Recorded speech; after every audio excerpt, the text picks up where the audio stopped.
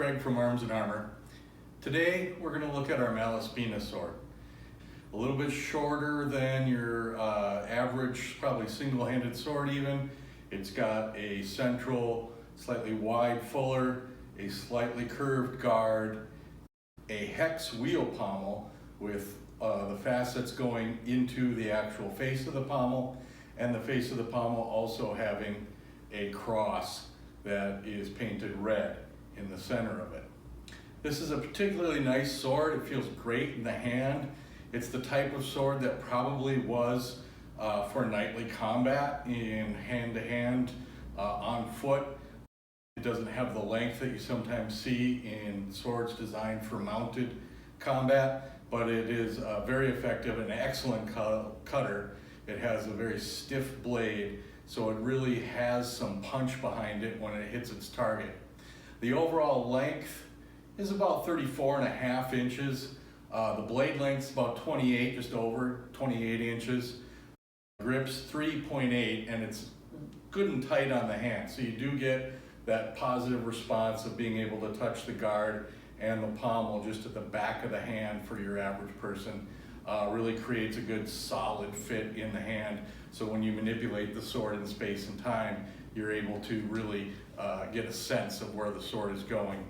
The cog's about 3.1 inches or so down the blade, so it maneuvers very well in the actual space and time of the fight, and is just an excellent feeling sword. Weight-wise, it's about 2.8 pounds, just under 2.8 pounds, about 1,250 grams for people in the metric, and is a sword that is excellent for the knightly combatant. It's based on a piece that is on an effigy that is from the mid-14th century in Italy, Tuscany in particular. Malaspina is the individual's tomb who is as depicted on, and it is in a scabbard on his chest. So we've used the actual grip structure where we have the very wide riser in the center and the fore riser here that are very comfortable in the hand, but that is something we took from a very similar sword from another effigy that's from about 1430 or so. He passed away, I believe, in the 1350s, and his effigy was done in 1367. So this sword is that early to mid 14th century knightly Italian combat sword, very much a piece that looks great in the hand and has an excellent feel. So if you're looking for a single-handed sword from the mid-14th century, I highly recommend this piece.